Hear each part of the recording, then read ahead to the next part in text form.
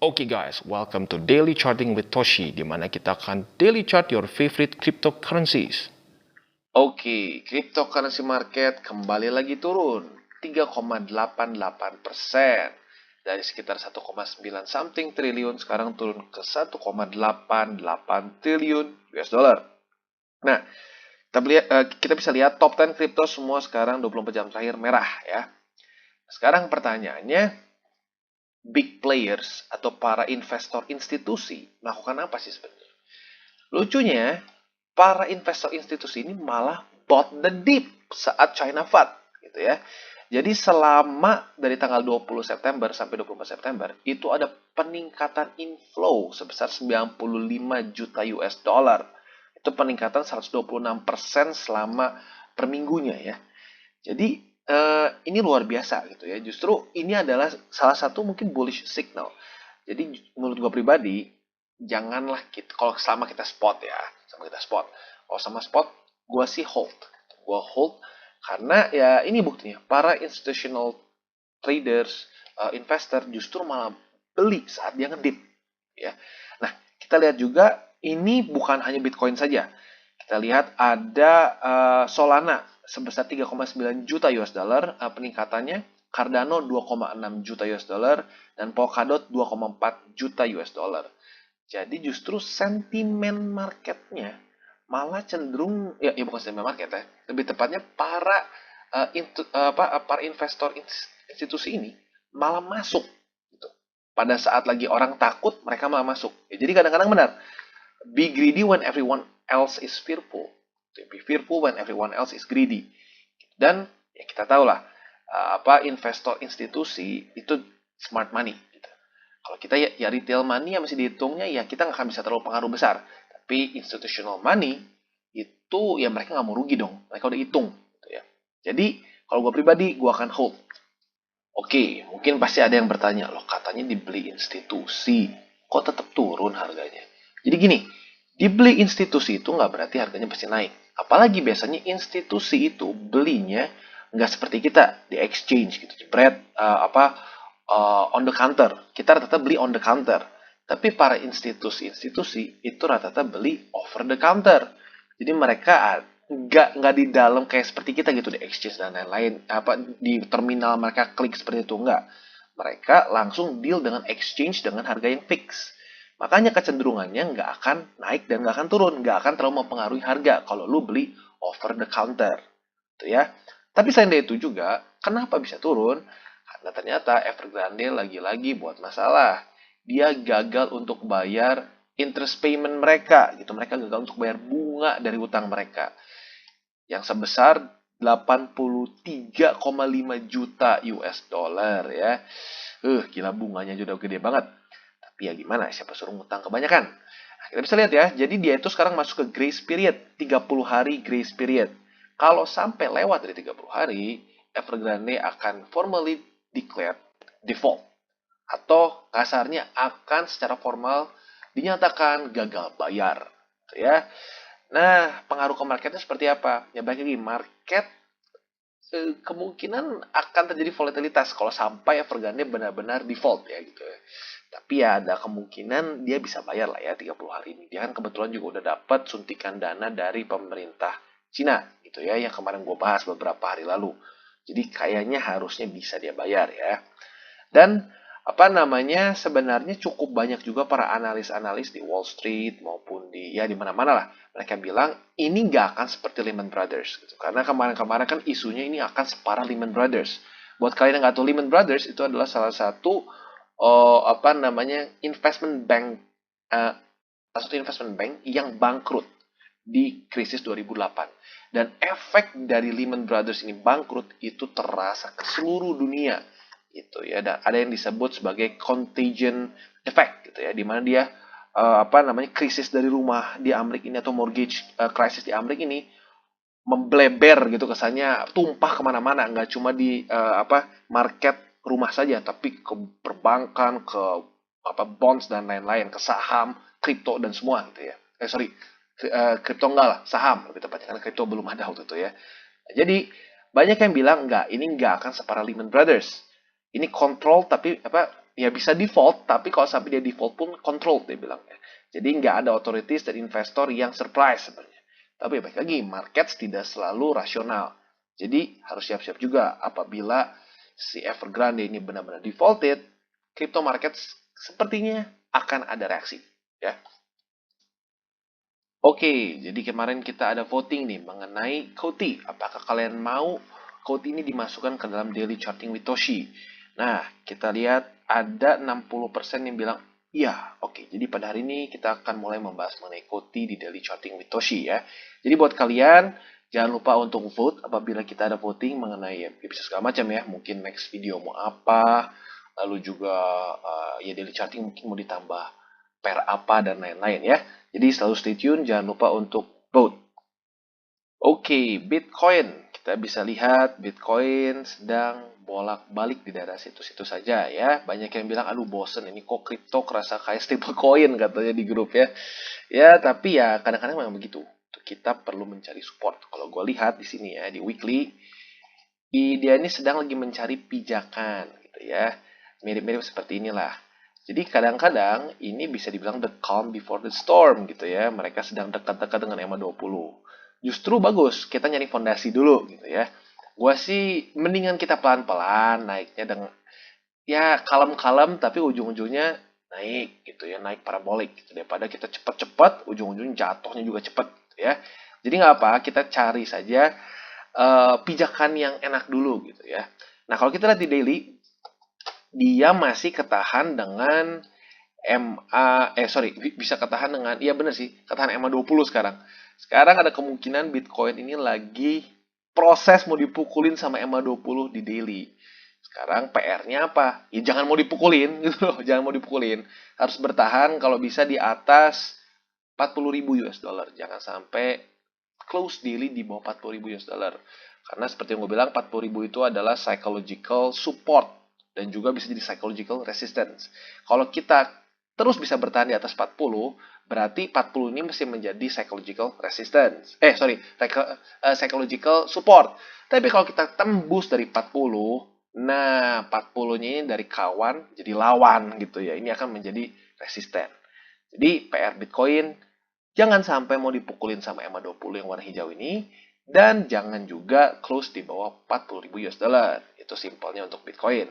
Kalau buat kalian yang mau akumulasi, ya boleh aja pasang limit order di 40.000 US dollar kalau lo mau tenang gitu ya. Tapi ini buat long term ya. Kalau buat short term trading, ya gue sih lebih wait and see ya karena sekarang market sedang cukup volatile. Oke, Cardano. Kita bisa lihat Cardano malah terpukul turun lagi. Walaupun dia menemukan support di sini ya. Di Fibonacci support di sini. Nah, yang menjadi sedikit penasaran adalah kenapa? Karena secara fundamental ini kurang cocok ya teknikalnya.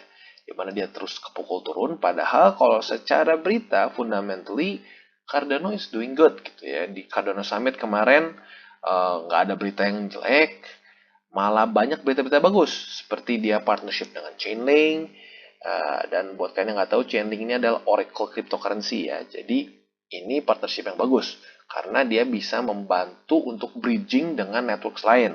Dan kalau seperti itu ya berarti adopsi bisa semakin lebih besar. Jadi sebenarnya menurut gue rada nggak nyambung nih sekarang teknikal sama fundamentalnya.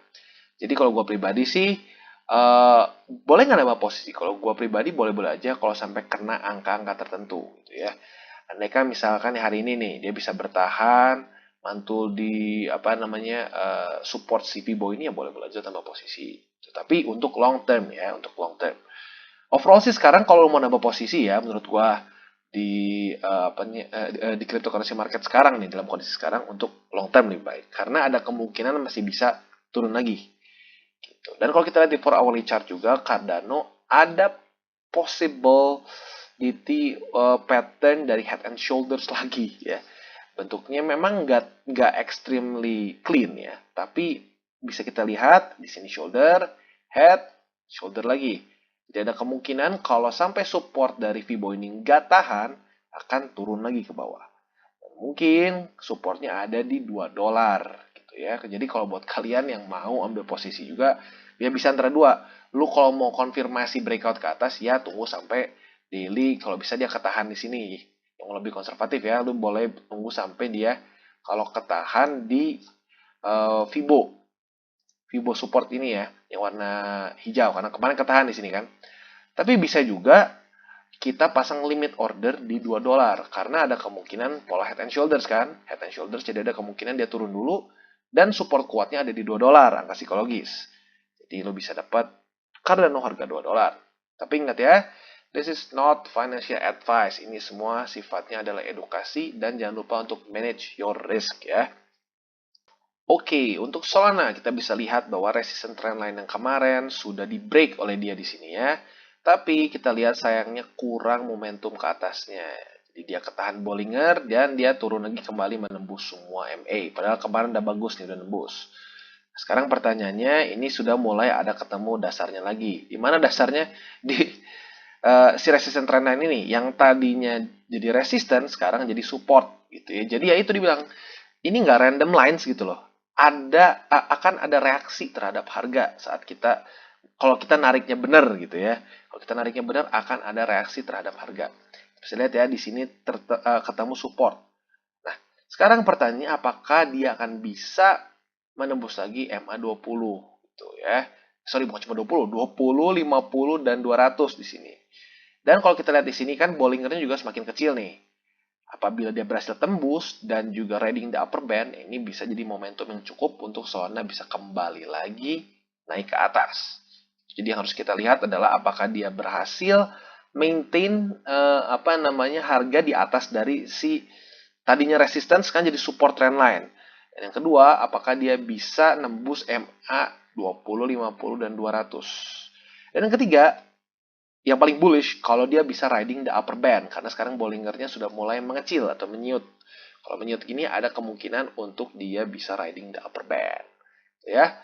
Jadi kurang lebih itu untuk Solana. Untuk ambil posisi ya sebenarnya boleh-boleh aja kalau lu nembus 200 ya kayak di sini nih. Not bad kan kalau kita ambil posisi di sini walaupun ya nggak untung sih tapi ya oke lah. Jadi kalau mau nambah posisi boleh aja kalau dia nembus 200 di sini ya. Tapi ingat not a financial advice, ini semua sifatnya edukasi saja. Oke, Avalanche. Kita bisa lihat kemarin padahal sudah ada momentum cukup untuk naik, tapi ternyata hanya jadi weak. Dan kembali ini nggak doji sih ya, tapi ya mendekati doji. Jadi kita bisa lihat sekarang Avalanche mungkin sedang lagi bingung nih. Karena lihat di bawah sini, dia ada wick ke bawah, sekarang juga ada wick ke atas. Jadi ada sepertinya kebingungan nih, mau kemana gitu. Apakah mau lanjut naik atau turun gitu ya. Dan kalau kita bisa lihat sekarang overall not that bad karena sudah dekat dengan MA20 ya. Extensionnya cuma berapa? Tipis sih, tipis. Cuma 5%. Ya 5%-an lah. Ya, jadi sebenarnya kalau kalian mau nambah posisi sudah boleh-boleh saja karena sudah dekat dengan MA20. Jadi kalau di 4 hourly chart sebenarnya yang bagus masuk sih kemarin di sini ya saat dia mulai masuk lagi ke Bollinger Band. Dan gue udah ada posisi juga di sini. Jadi ada profit tipis lah di sini. Buat kalian yang mau ambil posisi lagi, yang menurut gue sih sekarang kalau Avalanche ya, gue lebih ke wait and see lah ya. Kecuali kalian dapat lagi seperti ini. Dia keluar lagi dari Bollinger Band dan dia masuk lagi. Itu bisa aja. Tapi itu masuknya lebih ke high risk ya. Soalnya ini hanya dari masuk lagi ke Bollinger Band gitu. Bukan nembus MA tertentu. Kalau lu mau ultra konservatif, ya nggak ultra konservatif sih, konservatif aja biasa. Kalau lo mantul di support sini, di kalau dia turun dan mantul di sini seperti inilah, lo bisa beli buy di sini, ya. Jadi itu kurang lebih untuk Avalanche. Dan Koti, ini perdana nih Koti masuk dari Chatting with Toshi ya karena popular demand. Kita bisa lihat bahwa dia sekarang sedang bereaksi dengan Bollinger Band ya, sama seperti kemarin dia tertahan dengan Bollinger Band. Jadi secara teknikal analisisnya pagi di daily, gua lebih prefer untuk dia mendekati MA20 lagi. Seperti Avalanche, kan gue bilang di daily nih. Waktu di daily lagi di sini, gua nggak saranin untuk beli dulu kan. Karena apa? Dia butuh support. Supportnya apa? MA20 nih, sudah mendekat. Jadi mungkin skenario-nya akan mirip dengan si Koti. Di mana dia butuh MA20 mendekat dulu untuk lu ambil posisi yang lebih secara risk rewardnya lebih menguntungkan buat kita gitu ya. Jadi kalau gue pribadi gue lebih mending wait and see dulu Kuti. Jadi dia tunggu dulu mendekat MA20 mirip seperti Avalanche kayak begini. Baru kita mulai bisa pikir nih di 4 hourly chartnya gimana. Kalau kita lihat di 4 hourly chartnya sebenarnya ya kelihatan kan dia ketahan gitu loh. Jadi gue pribadi ya mending tunggu dulu ya. Jadi tunggu sampai mendekati MA20. Oke, dan Phantom. Phantom salah satu cryptocurrency yang lumayan kemarin ya, si rally-nya. Walaupun ketahan dengan resisten mereka nih. Percis banget ketahan di sini. Resisten Fibo. Gitu. Jadi ini mengingatkan sekali lagi. Ini kotak, warna merah, warna biru, bukan asal. Ya, mereka react ke harga kok. Lihat nih. Dia react, ada reaction di sini. Dan sekarang dia lagi berusaha, lagi retest lagi nih. Dia bisa tembus nggak? Ya. Nah, jadi sekarang kita lihat yang menjadi resisten adalah dua nih. Yang pertama Fibo yang warna merah ini. Dan yang kedua adalah MA20. Jadi untuk Phantom dia harus bisa close di atas MA20 daily. Itu akan menjadi bullish momentum yang cukup bagus untuk Phantom ya. Dan buat kalian yang mau nambah posisi sih gue prefer kalau mungkin dia mantul di MA20 kalau lu agresif. Kalau lu lebih konservatif mungkin boleh kalau dia kena MA200 di 4 hourly chart. Gitu ya. Jadi itu untuk Phantom. Oke, dan sekarang untuk Ethereum. Kita bisa lihat Ethereum, ya bisa dibilang di daerah situ-situ saja. Di daily-nya kita bisa lihat lebih jelas bahkan. Ya, di situ-situ saja, sedang konsolidasi. Tapi kalau kita lihat di 4 hourly chart, ini ada pola double top ya. Double top. Jadi ada kemungkinan price movement seperti ini. Turun lagi. Ada resiko seperti itu. Jadi buat kalian yang mau trade Ethereum, gue lebih wait and see dulu ya, karena ini pola double topnya lumayan jelas ya. Jadi kalau gue sih mungkin mendekati ya, ada yang targetnya sampai 2.500 ya, tapi ya lu lihat deh, mungkin lu boleh ambil posisi kalau sampai dia gini nih, dia keluar dari Bollinger Band, tapi jangan setipis ini, harus lebih dalam gitu ya. Keluar lebih dalam, lalu dia masuk lagi ke Bollinger Band, lu bolehlah tambah posisi. Tapi itu masuknya ke agresif ya, karena ya lu cuma mengandalkan Bollinger Band saja gitu ya. Kalau lu kayak gini nih, lu ada mengandalkan MA200 terus juga ada Bollinger Band, itu masih lebih oke. Tapi itu pun nggak selalu.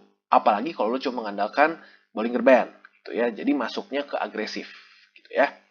Oke, sekali lagi gue mau ingatkan sebelum kita tutup daily charting with Toshi. Gue selalu mengingatkan orang-orang untuk tidak menggunakan uang panas di dunia cryptocurrency. Bahkan bukan cuma di dunia cryptocurrency ya. Di semua market lah, mau saham, mau forex, mau apapun itu, jangan masukin duit panas. Karena kalau saat udah masuk duit panas, kita trading udah bukan pakai logika, tapi pakai perasaan. Gitu ya. Jadi lebih baik lu masukin cuma ratusan ribu, tapi lu bisa hold sampai bertahun-tahun gitu kesannya, bisa berbulan-bulan, minggu-minggu, tahun-tahun, dibandingin lu masukin 500 juta gitu kesannya, tapi besok harus lu tarik. Itu 500 juta bisa jadi 200 juta gitu kesannya. Dan udah cukup banyak orang yang ngerasain gitu. Ya, jadi ingat, satu, gue pribadi cryptocurrencies itu for the long term, karena sekarang cryptocurrency market masih sangat muda gitu ya, kita masih punya cukup waktu yang panjang gitu. Dan kedua, jangan pakai duit panas. Dan yang ketiga, ini especially buat yang baru-baru, jangan futures trading dulu kalau belum menguasai fundamentalnya dan juga menguasai technical analysis gitu ya. Kurang lebih seperti itu, dan ingat ya, manage your risk. Jangan pernah lupa untuk manage your risk. Oke guys, sekian dari segmen Daily Charting with Toshi. Apabila segmen ini bermanfaat, boleh share dengan teman-teman, dan jangan lupa untuk like, subscribe, klik the bell icon, dan see you on the next videos.